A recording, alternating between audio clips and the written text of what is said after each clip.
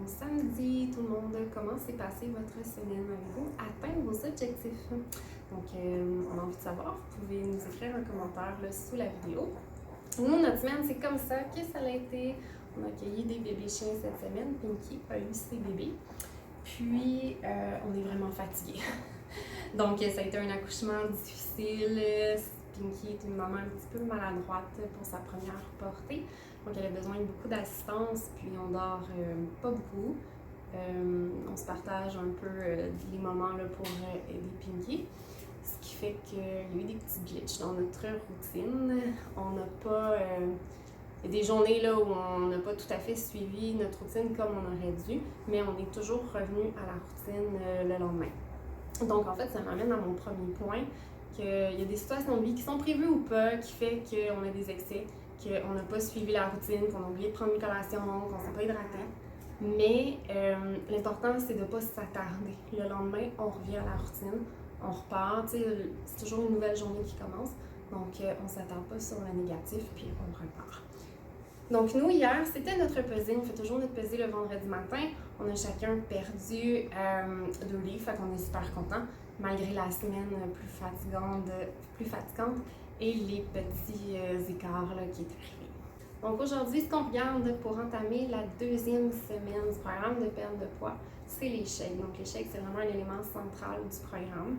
Ils sont microdosés pour les protéines, les vitamines, les minéraux. C'est un substitut de repas, donc quand on prend un shake, on n'a pas besoin de prendre un repas. Et on sait qu'on a pris le nombre de calories, de protéines qu'on a besoin pour le repas. Donc, il n'y a rien à calculer. Les shakes, il y a 6 saveurs, plus souvent une saveur saisonnière. C'est facile à préparer, donc je vais regarder avec vous en fait la recette de base, mais surtout comment le varier parce que ça ne va pas être monotone, ça ne va pas être plate et on devrait toujours être content de le prendre. Donc c'est quelque chose, il faut que ce soit plaisant de faire son programme de perte de poids, sinon c'est sûr qu'on va se lasser puis on ne le maintiendra pas à long terme. Donc on va revenir vers des anciennes habitudes plus facilement. Donc la recette vraiment simple, 2 mesures de shake et 1 tasse de lait 1%. Ou l'option 2, c'est 2 mesures de shake, 2 mesures de PDM et 1 tasse d'eau. Ça, c'est la recette de base. Maintenant, rendu là, un coup que vous l'avez fait, puis en fait, là, vous pouvez la préparer soit dans un shaker à la main, ou nous, on le prépare là, dans un mélangeur électrique là, qui fait une texture plus agréable. C'est plus facile là, de mixer autre chose dedans là, quand on fait comme ça. Un coup qu'on a la recette de base, dans le fond, c'est là où on peut l'adapter à ce que nous, on aime personnellement. Donc nous, on trouve que 250 ml de lait, c'est trop sucré. Donc le shake est comme trop intense. On l'allonge avec 300, dans le fond, on rajoute 100 ml de plus, on prend 350 ml de lait pour 2 mesures de shake. Nous, c'est l'adaptation qu'on a fait. Donc vous pouvez essayer, voir est-ce que vous aimez mieux à 250, c'est un petit peu plus épais, peut-être un petit peu plus sucré, ou vous aimez mieux un peu plus de lait. Pour un goût plus équilibré, peut-être un petit peu moins sucré, ça dépend toujours de chacun. Donc ça, c'est une première chose. Ensuite de ça, il y a au niveau des saveurs. Donc, vous n'êtes pas obligé de prendre 2 mesures dans le même pot. Là. Vous pouvez vraiment mixer les saveurs. Moi, j'aime beaucoup mixer chocolat et baie sauvage ou banane caramel avec café latte. Là. Ça varie le shake, puis ça fait différent. Là. Ça crée comme une nouvelle saveur.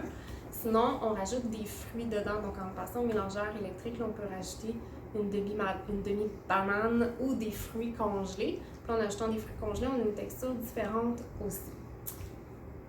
J'ai pris des notes, fait que je vais juste un petit coup d'œil à ma feuille des fois peut-être parce que je suis fatiguée.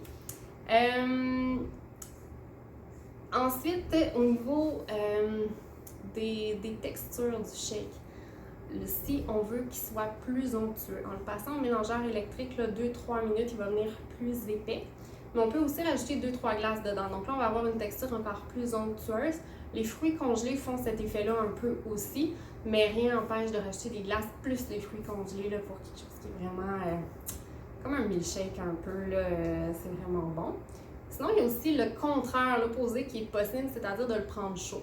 Si vous choisissez d'essayer la version chaude, l'hiver, ça peut être vraiment sympathique et réconfortant.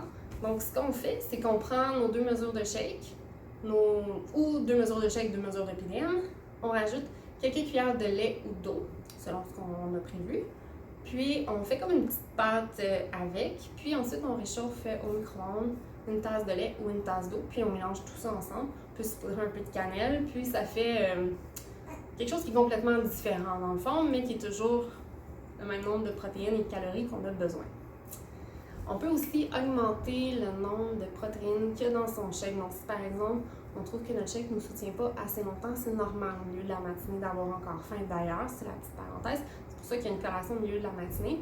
Mais si vous avez faim vraiment rapidement, premièrement, il faut savoir que le PDM augmente plus les protéines que le lait.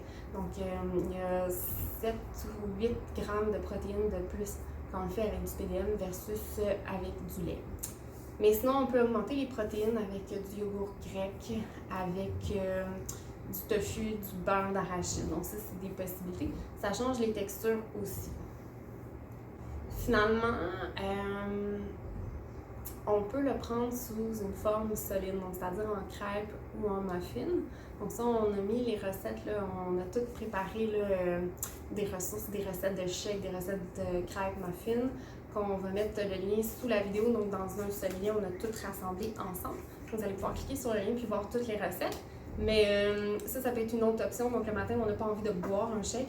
On peut se faire une crêpe, ça prend comme 2 minutes à faire. Puis c'est 2 œufs, 2 mesures de shake. Fait que c'est pas tant d'ingrédients, c'est vraiment simple.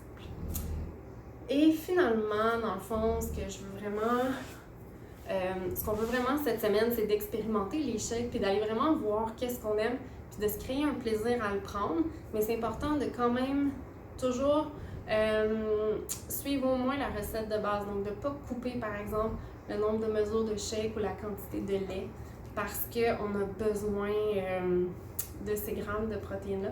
Donc il est microdosé à partir du moment où on suit la recette de base. Donc on peut rajouter des choses, on peut varier les textures, les saveurs, mais on n'enlève pas des mesures de shake ou on ne diminue pas la quantité de lait ou de PDM. Donc, cette semaine, c'est vraiment notre focus là-dessus, c'est la nutrition. Donc, on se le rappelle, la perte de poids, c'est 80% par la nutrition, 20% par l'exercice. Donc, cette semaine, on focus sur notre routine de nutrition là, et vraiment nos shakes. Donc, je vous invite à varier vos shakes, à essayer, à vraiment remplacer votre déjeuner, votre dîner par un shake. Puis, dites-nous comment ça va durant la semaine. Passez une belle semaine!